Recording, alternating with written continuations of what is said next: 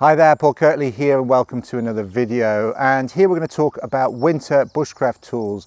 Over the last 20 odd years of traveling and teaching in the Boreal, particularly in winter, I've used a lot of different tools that are useful for winter, some of them better than others, and I've also accumulated some good tools that I find that work particularly well for me. I've done a series of videos on clothing and I thought I'd just round off here with talking about some of the tools, and particularly ones that I find that work very well for me and in varied environments, because even though we're talking about the Boreal in winter, we could be in Scandinavia, we could be in North America. The Boreal is circumpolar, it's a very big place, and so we want tools that are going to lend themselves to working in that environment at different temperatures, different conditions, and even down into the top of the northern temperate in very cold conditions. So I'll share this with you today.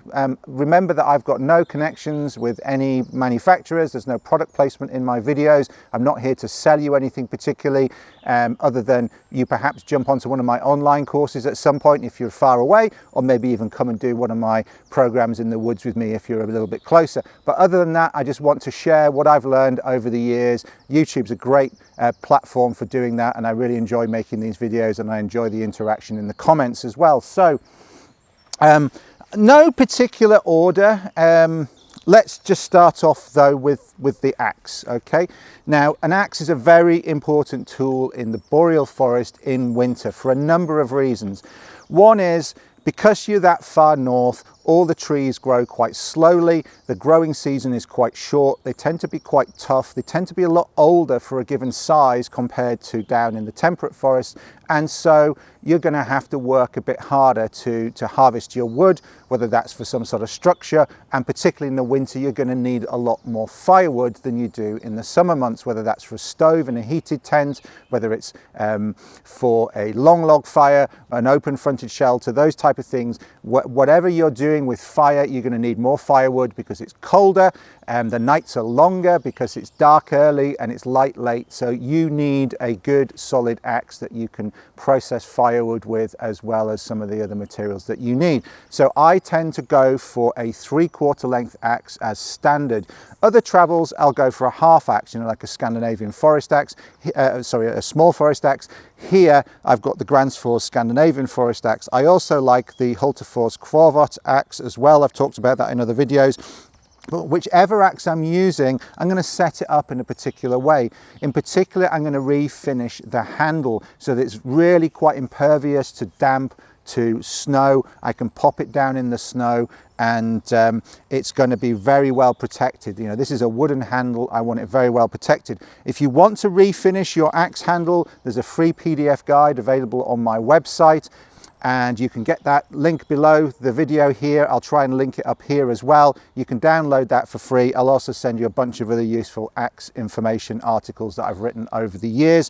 And generally with my axes, particularly when I'm traveling, I like to remove the factory mask, what some people would call the sheath, but is more correctly termed the mask, what protects your gear from the sharp edge on your axe. And I like to get a aftermarket mask of some description. This is from Beneath the Stars Leathercraft. I've also got some really nice ones from Ashdown Forest Crafts, and they are going to be stiffer and more sturdy than the standard masks, because I find the Gransfors masks quite floppy, and you get them in luggage, they just get bent around, the edges of the axe can come through, and they're not great for putting into packs and on tops of packs on the top of toboggans, your toboggan packs and things. They get knocked around. You want something a bit more sturdy, and the Hultafors masks I don't particularly like either. They're big, they're bulky, they soak a lot of moisture up. Sorry, Hultafors. I like to replace them with an aftermarket mask, and so that's what I do. And then I make sure the head is well oiled as well. Sometimes I put a bit of a paracord wrap on here, particularly if I'm going to be splitting large diameter wood, because it's not about overstrike damage per se, it's about the fibers of the wood coming up and taking removing material from your handle. So sometimes I'll put that on there, but if I'm doing a lot of felling and a lot of swinging, I don't like a protector there because it gets in the way of my hand. But if I'm doing a lot of splitting where it's going through larger diameter wood, I might put a bit of paracord on there, which is what I've got there from the recent trip I did in Alberta. I popped that on there and it's been on there since. Okay, so 3/4 length axe, refinished axe handle, set up for the winter. That's one of my primary tools. And as such, I do take a knife, but I take a relatively small knife because I'm going to do all the heavy lifting with the axe. So I've got a small knife. This is one of my own design. It's the PK2 made by Raven Armory. Again, I'm not trying to sell you these things. They're actually Simon doesn't make very many of them. He's normally doesn't have them in stock. But even if you take a small Mora classic knife, something small, typically I will wear this as a neck knife, not always, but I will typically wear this as a neck knife, so I've got it available. You know, there's other small tools like the James Andel knives a lot of people like as well, particularly in Canada. Skook and Bush tools are a bit bigger, but a lot, something that is a sturdy but small knife that you can use for small tasks, you can do for woodcraft, you can do for carving, and it's going to be relatively light and not so bulky, but still a fixed bladed knife. As always, I've got some sort of pruning saw with me. I do have another saw with me, but I've always got, this is kind of like the layers of the onion. I've always got a belt knife or a neck knife, and I've always got a small pruning saw. That's kind of bog standard bushcraft kit for anywhere I go in the world, okay? So small pruning saw, Laplander, and I'll make another video about why I particularly like Laplanders one of these years, and a nice leather sheath for that to go in so I can wear it on my belt. Now, if I am wearing these on my belt, I tend to wear them on a belt on the outside of my smock. Now, I've made videos about my winter smock before. In particular, I made one specifically about the winter smock recently, and I'll link to that below and in the card, so you can check that out if you've not seen it. But if I've got that smock on, it's quite long, and I want my tools accessible on the outside. So if I'm not using that as a neck knife, I'll wear that as on my belt. And so I'm going to take a belt that I can wear on the outside of my smock and put those things on, and that can go around the outside. Also on there, I've got this little belt loop with a metal hoop on it, so I can clip my gloves. Remember, if you haven't seen my winter gloves video, I talk there about the Lars Falt, the Hestra Falt guide gloves, and they have a little carabiner clip that clips them together, but also then I can clip them onto my belt. So if I need to just pop them somewhere, not on the ground, I don't like putting gloves on the ground, that's bad practice. I can just clip them onto my belt while I do whatever I need to do. Or maybe I put mittens on for a job, whatever. Basically, I can clip stuff onto my belt on and off with this little dropper here. And then what I also sometimes have on here, not always, I've got this little possibles pouch. I've had this for years. It's from made by Becky, who does the leathercraft, or used to do the leathercraft. I don't know if she still does, at Woodlaw, Ray Mears' company. I got this when I worked with Ray Mears many years ago, and I've used it. And I use it specifically for winter trips. I like leather and cotton and canvas for winter trips because it stays quite pliable. It's not particularly affected by the cold. And what I tend to put in here is fishing and snaring kit. So if I know I'm going to be doing fishing and snaring and I want things to hand like hooks and line and snare wire, I can get that into here, and that can go on my belt. But sometimes it's not there, but that is a thing that I add. It's a possibles pouch, so it's possibly on my belt. So that will go on the outside belt, so perhaps I'll have that there. And it's quite a tight fit on here, but it will go on. It's a good broad leather belt. I've got this, I've got my saw, I've got my knife, like so, and that'll go there. What you'll see me sometimes do though, just because of something about all this heavy winter clothing, what I find, because I am right-handed, so I typically pull my knife and my saw there, but what I find in winter sometimes is I like to cross draw,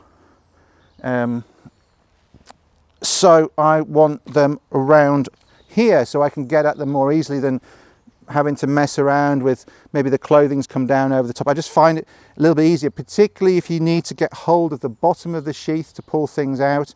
It's just a little bit easier. So what I want is my knife again first. So that's going to go on first this time rather than last, like so. I'll show you this in a minute. Then I put my saw. And then this is where this being tight is quite helpful, because then that stops anything, when I take the belt off, it stops anything sliding off. So this is often the configuration I use in the winter. So it's that way round, even though I'm right-handed. And you've probably seen this in some of my winter videos, particularly latterly. So I've got this, I know I don't have my winter smock. So basically that can sit around the back out the way when I don't need it. And I've got these tools here, and you know, when I want the access to them, I've got access to them even with gloves on. That's quite easy to get hold of and put away. I find that easier than getting them there with lots of bulky winter clothing on. Similar with my saw. And again, if I don't want them, I can just slide them around the back, they're out the way. And so that's outside my smock typically. And also, if I need my hands free, because this is outside my smock, I can get my belt and get my axe in my belt there as well, you know, if I'm carrying stuff short distances.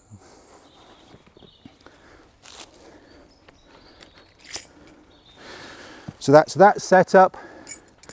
And because that's often something I just put on when I go outside, I always like to have a cutting tool on me. And what I also find helpful in the winter for all sorts of jobs, I mean, they're generally useful, but particularly in the winter, is a Leatherman. I use, you know, nothing surprising, I use a Leatherman Wave. I've got this nice pouch from Ashdown Forest Crafts, just down the road from where I am here. Really sturdy leather pouch, and that will go on my trouser belt. Yeah, so I typically wear Filson's wool. Leather pants would be a bit weird. Filson wool pants in the winter. I'm filming this in the spring in the UK now, so certainly not wearing those Filsons today, but I generally have it somewhere like this on my belt. So I've just got that all the time. Basically, when I'm out of bed, I've got that on there, and nice solid pouch, easy to access, nice firm closure. So I've got a blade. Pliers are always useful for jobs in the winter, and you know, you can be snipping snare wire, you can be fixing things, you can be fixing ski bindings, whatever. Screwdrivers, pliers, little blade, all very, very useful generally, but that's what I have on my person in the winter. And then the belt goes on the outside, kind of like a belt kit, goes around the outside of my smock as and when I need it. Because the other thing as well is if I'm pulling a toboggan and I've got a tump, this kind of gets in the way. So I'll probably stick that in the top bag of my toboggan while I'm pulling toboggan. So I've still got a tool on me if I need it. Another little thing, just while we're on the subject of small tools, it's a vegetable scrubbing brush, stiff brush, wooden handle, cost me 99 pence, like $1.50 from a hardware store. I carry this in my kit, often in the pocket of a jacket on the outside of my kit, so that when I get snow, you know, if I've been kneeling in the snow, I can brush snow off. If I've got snow on boots, etc., I can brush stuff off. Why do I want to brush snow off? Because if you're going to go into a warmer environment or you go near a fire, that snow that's on your gear will melt and then introduce moisture into your kit. And then when you move away from the warm environment, it then freezes. So brushing snow off before you go near a fire or go into a warm tent, really, really helpful. So for the sake of $1.50 or £1, definitely worth having a little brush with you. Good little tip I learned a long, long time ago, and definitely would be useful to you in snowy environments. All right, let's talk about some of the bigger tools then. Along with the axe, I'm going to have a larger saw, just in the same way as I have a small saw with a knife with a small blade. I've got my bigger cutting tool. I also want a larger saw, you know, for processing larger timber, whether that's for a shelter, whether it's for a long log fire, whether it's for a stove. We're going to need to cut things off square, and we're going to need to, particularly for a stove, we want to cut things off square and saws are excellent at cutting across the grain, much more efficient than an axe or a knife. You know, axes and knives are great at going along the grain. They're much less efficient going across the grain. Saws are super efficient across the grain. You don't waste very much material and you can cut things off square. That's useful in terms of being able to split firewood. It's useful in terms of firewood fitting into your stove. It's useful in some respects in terms of shelter building, bed building, etc. So lots of reasons why you want to have a saw. Now personally, I like a wooden framed saw. They're quite light, and in the winter context, wood is not very conductive, and so when you are using a saw, even with gloves on, the less conductive the frame material, the material you're touching, the less likely your hands are to get cold. So for that reason, I like a wooden frame saw. Now I've had this for many years. This was made by Chris Boyton, who's sadly not with us anymore. These were sold by Woodlaw back in the day. Very old frame saw design, find it all over the world, but it's a very well made example. And you got your windlass at the top for tightening it up. Now this is set up with a blade that is a seasoned wood blade. It isn't the type of blade that is for green wood and seasoned wood. It's set up specifically for seasoned wood because mostly in the winter I'm going to be cutting firewood. I'm going to be sawing dead wood, so I want something that's efficient. Also, for one of the stoves that we typically use, I've made a little notch on my saw. It's my saw, I can do what I like with it. So some people would be, you know, horrified perhaps, but I've made a little notch here. So the length from here to here is the length of wood that will fit into a particular stove that we've used a lot on some of our winter trips, which means that I can just quickly measure and then saw, and that's going to fit perfectly into the stove. So I've got that set up nicely for winter. Nice canvas bag that came with it, and I've also got, in some Velcro, some loop stitch, I have a spare blade. And in there, because this acts as a backup in case that blade breaks, but in here I've got a standard blade that is meant for both seasoned wood and, you see that, seasoned wood and green wood. So it has these raker teeth for pulling out the sticky green wood sawdust, as well as the standard regular saw teeth, whereas the seasoned wood blade that I've got in the saw just has the regular saw teeth. So this acts as a backup. It also gives me the option of switching to this blade if I want to saw a lot of green wood, which I'm typically not doing unless I'm doing some sort of lean-to shelter build, which I am actually typically not doing very often. And that just sits in there as well. So that's what I like using personally, but this is precious. It's also, because it's wooden, it's more easily damaged. I don't lend this to other people. I don't like other people using this. I've had so much kit over the years damaged, broken, bent, mistreated by people borrowing kit. I'll give you an example of that with my shovel if I remember. So I use this myself. There's a couple of very trusted dear friends that I've done a lot of travel with that I would let use this, but otherwise, particularly if I'm working with customers who are inexperienced, I am going to let them use something else. So let's look at some other options.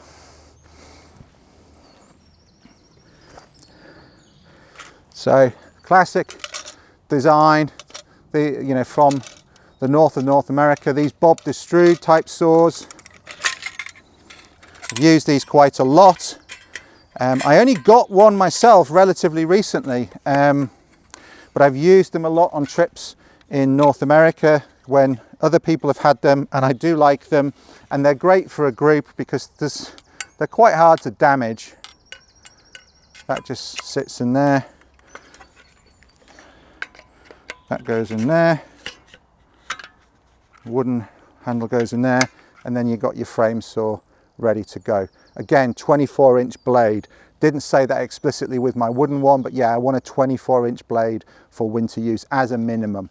Okay, now downside of this is that you've got aluminum for my North American friends, aluminum frame. and that is really conductive. Aluminium is 6 times, if I remember correctly, it's 6 times as conductive as steel. So that's gonna, if that's cold, if that's -20, your hands are gonna stick to that. So you want gloves on, but even with gloves on, you're gonna lose heat more quickly to this than the wooden saw. And interestingly, even today, it's not super hot, not super cold. Spring day in the UK is probably mid-teens, low to mid-teens today. Temperature Celsius. My hands are not cold. This is not particularly cold, but when I grab this, I can really feel, this feels warm, really feel the difference. This wooden part here feels warm against the palm of my hand. This metal part here feels cold against my fingers, and that's just going to be magnified in winter conditions. So you really do need your gloves. It's one of the reasons why I like the wooden frame saw, but this is more robust. You can give this to people and they're less likely to damage it. It's, you know, very sturdy. They can knock it around on branches and, you know, other bits of wood and whatnot, and it's not going to get chunks taken out of it like the wooden one might. And it's relatively easy to use, and there's no bits really that anybody can lose off it. You know, it's 2 pieces and it's hard to lose any of it because it's all put together really well. Now the downside now is that these are increasingly difficult to get hold of, and so do I really want to be lending my one and only Bob de Strood saw to random people? Not sure, but the point is this is much more robust and it's still compact. I like them. It's a great design, and if you're not familiar with the Bob de Strood saw, Google it, find out about Bob. People have knocked these off, people have stolen the design and made copies of this, but this is the original, this is the OG. Really, really good saw, very clever design, like them a lot. Also, now I've used the Ogawa Canyon Boreal saws for quite some time. They now, for a number of years, have been making a 24-inch, so this is another option. I've used the smaller ones for temperate. My video about setting up a saw and axe for temperate travel, I'll link to that below. I talk about the Boreal 21. This is the 24, which is great for winter travel. And I have set this up with a Barco blade. Yeah, so this has got a Barco 24-inch blade, again, set up for deadwood. I have to say I prefer the Barco blades to the stock blade that is of this design for winter. Okay, plastic handle, a little less conductive than the metal, so some advantage. You can, again, I can feel that plastic. It's not as warm as the wood, but the metal's cooler. Again, I think that's aluminum, and these are pretty good to lend to people. Pretty robust, hard to break them. It's all connected together, so there's nothing that someone can drop or lose. Just folds back up. The only issue I've had with them is this clip sometimes gets knocked off in use. Here, split clip, you can put a key ring through there instead. You can use a wing nut, you can replace it or carry some spare clips, is typically what I do.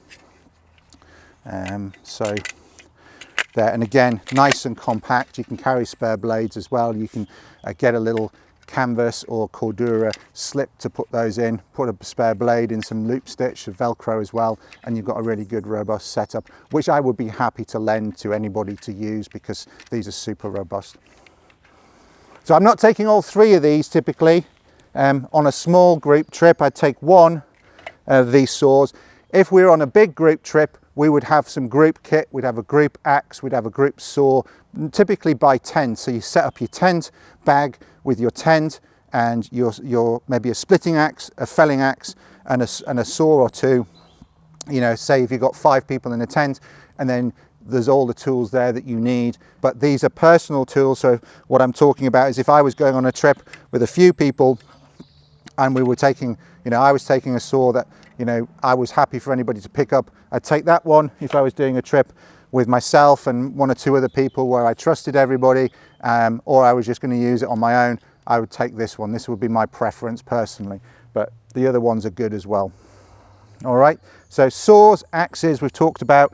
Other tools that are super useful, not as sexy maybe and as bushcrafty as the axe and the saw, but good shovel, cannot be underestimated, right? A lot of winter shelter building, a even when you're hot tenting, you're going to need to move snow onto valances, off valances. You might need to remove snow from a lake so that you can drill into the ice. You might need to remove snow so you can ice fish.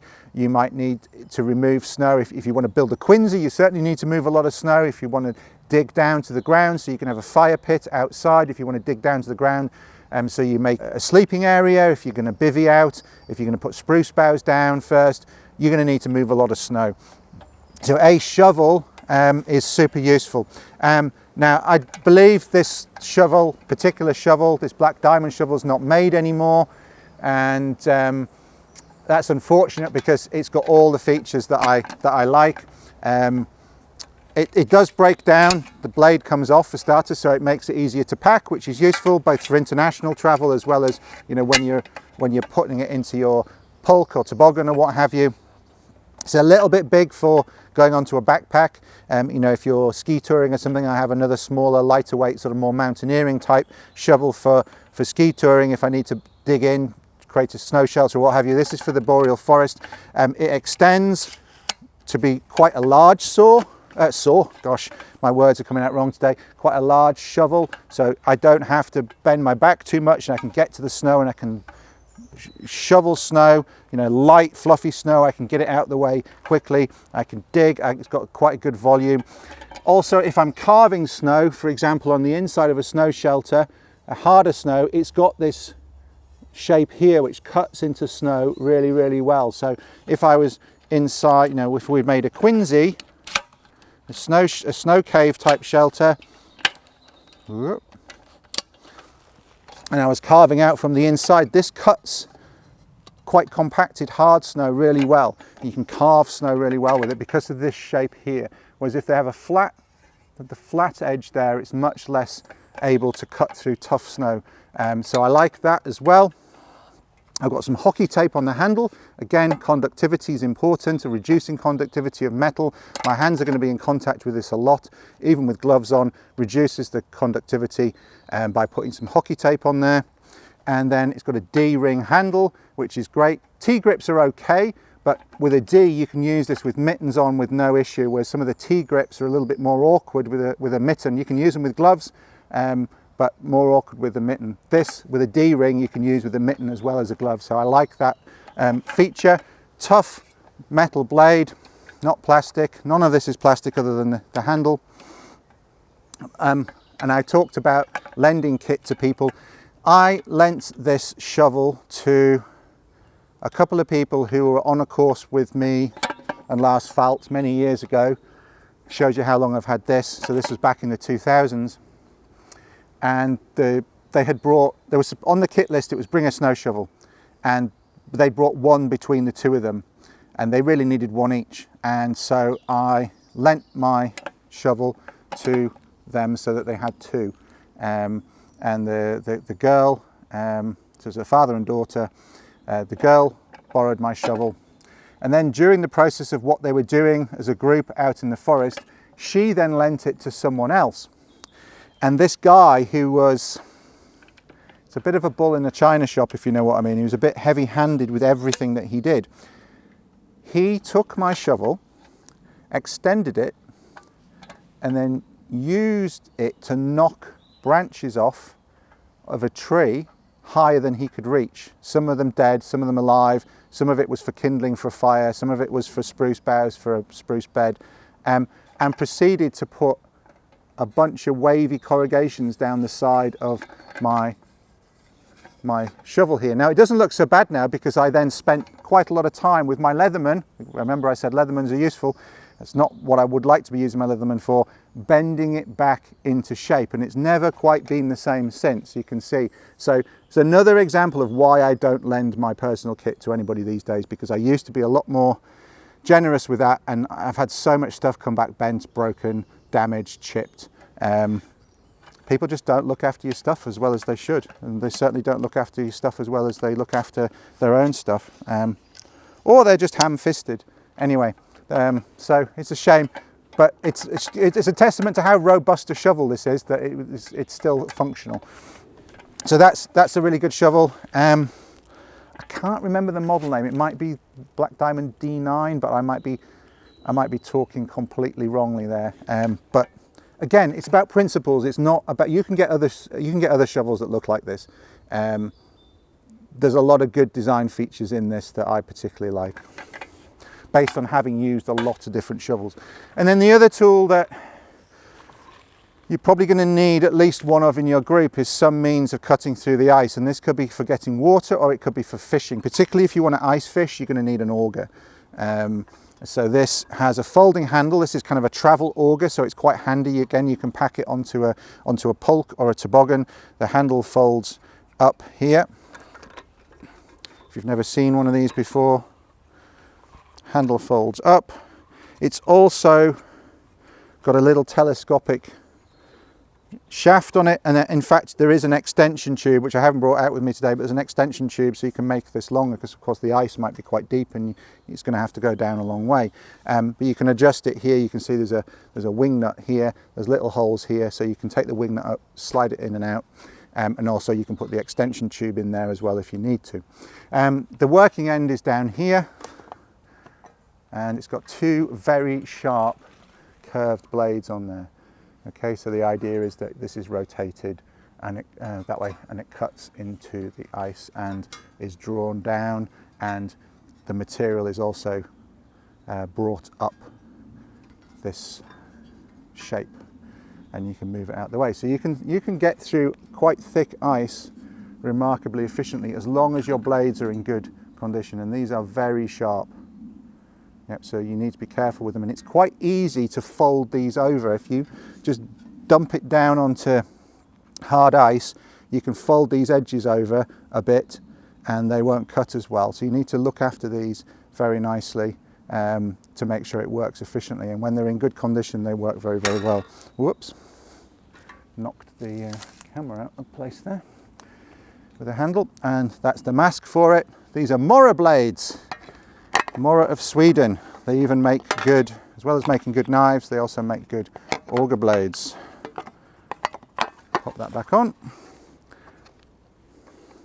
So that's a tool that you're going to need for getting through the ice potentially. So there we have it. Tools that I've found over the last 20 or so years really lend themselves extremely well to boreal forest travel, boreal forest bushcraft, winter trips by toboggan and snowshoe, winter trips by ski and pulk. Really good. Hot tenting, quinzhee building, shelter building, bivvying out in the open, even cold tenting. Some of these tools are super useful for. You don't really need the firewood tools for cold tenting, but a lot of these tools lend themselves to all sorts of winter travel. And if you would like to learn a bit more about using the axe, particularly useful day-to-day splitting techniques that are useful in the boreal, but also more generally, click on the video here right now.